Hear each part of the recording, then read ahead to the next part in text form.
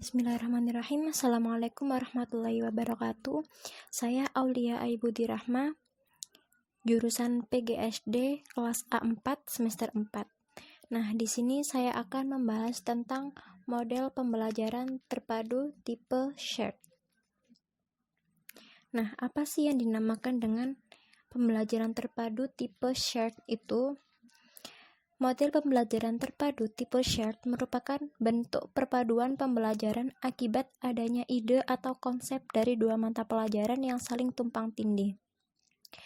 Yang dimaksudkan di sini adalah dua pembelajaran atau dua mata pelajaran yang saling overlapping atau tumpang tindih konsep, sikap, dan keterampilannya. Jadi dua mata pelajaran ini mempunyai konsep, sikap, dan keterampilan yang hampir sama ataupun yang sama.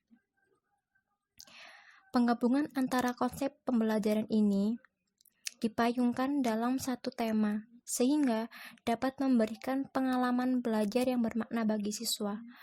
Yang dimaksudkan di sini adalah dua mata pelajaran yang mempunyai konsep, sikap, dan keterampilan yang sama ini digabungkan menjadi satu tema atau dibentuk satu tema untuk membahas dua pembelajaran tersebut, sehingga siswa dapat belajar lebih bermakna dan siswa lebih mudah dalam mempelajari pembelajaran yang telah disampaikan oleh guru. Nah, terdengar seperti apa sih pembelajaran tipe shared itu? Tipe pembelajaran shared dianalogikan seperti melihat benda jauh melalui teropong binekular yang menggunakan dua lensa. Yang dimasukkan di sini adalah melihat suatu objek yang jauh akan terlihat jelas ketika dua pandangan terhadap objek tersebut tertangkap oleh masing-masing lensa yang pada awalnya samar-samar dan tidak jelas ataupun terpisah. Nah, yang dimaksudkan di sini adalah dua lensa yang terdapat dalam teropong ini dianggap sebagai dua mata pelajaran tersebut, yang mana dua mata pelajaran ini mempunyai konsep dan keterampilan dan sikap yang sama. Pada saat kita melihat satu objek melalui teropong, objek tersebut dianggap sebagai konsep beririsan atau menjadi fokus dalam pembelajaran. Jadi, fokus objek tersebut, fokus teropong tersebut, itulah yang dianggap sebagai satu tema atau payungan dari dua pembelajaran tersebut. Nah, dalam pembelajaran model shared ini mempunyai beberapa kelebihan dan kekurangan. Adapun kelebihannya, menurut Fogarty menyatakan bahwa model keterpaduan tipe shared memiliki kelebihan. Yang pertama, sebagai tahap awal menuju tipe pembelajaran terpadu yang lebih kompleks dengan 4 disiplin ilmu.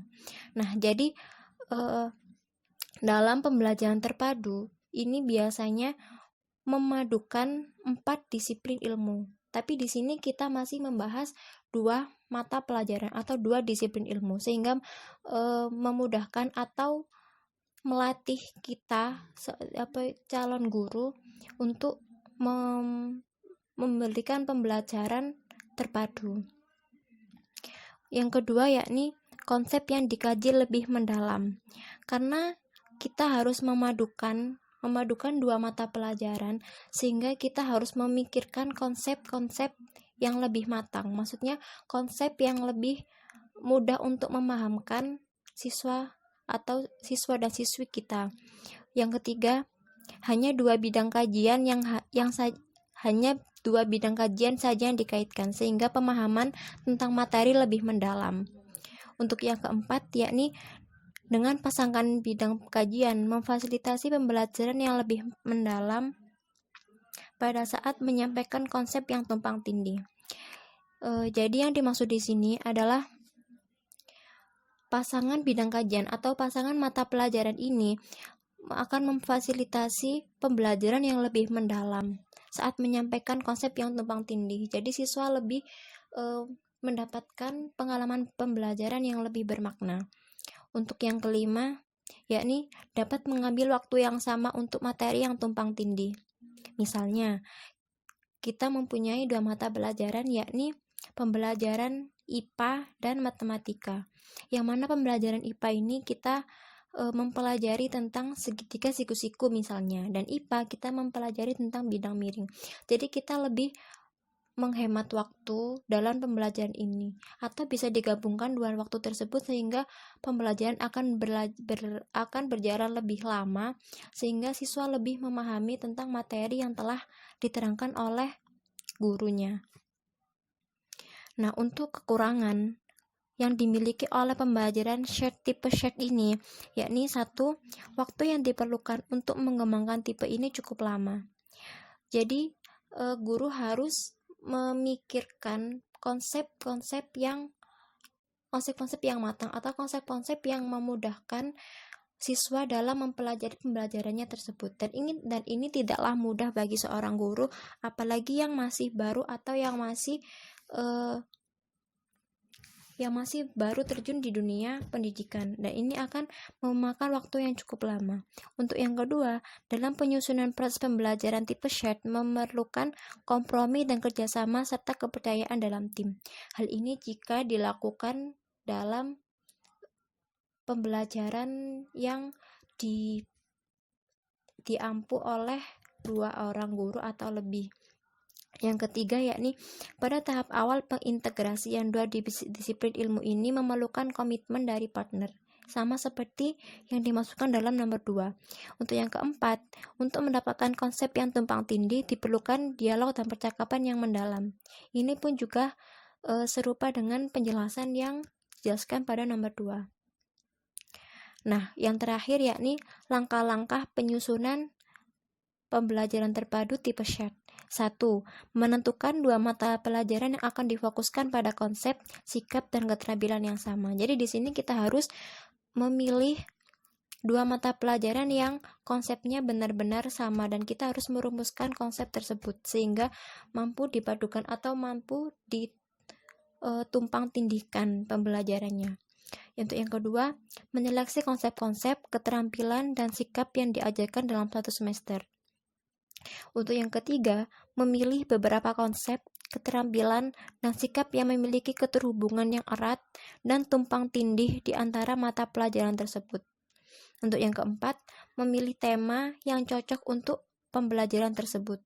Nah, untuk yang keempat ini, kita harus memikirkan satu tema yang cocok atau satu tema yang mampu memayungi 2 mata pembelajaran tersebut, seperti pembelajaran bahasa Indonesia tentang hidup rukun misalnya, dan pembelajaran PKN tentang kewarganegaraan. Nah, itu di situ kita bisa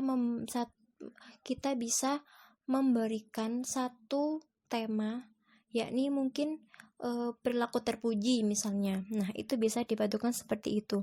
Untuk yang terakhir, guru memilih konsep, kegiatan, atau informasi yang dapat mendorong belajar siswa untuk memberikan pengalaman bagi siswa tersebut.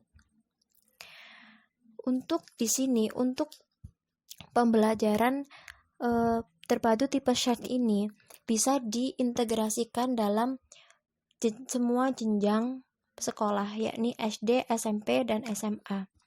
Yang mana yang dengan syarat kita harus memikirkan tema untuk memayungi pembelajaran tersebut, dan kita harus memikirkan konsep, sikap, dan keterampilan yang sama yang mampu menghubungkan 2 mata pembelajaran ini. Nah, sekian yang dapat saya sampaikan, semoga dapat bermanfaat. Wassalamualaikum warahmatullahi wabarakatuh.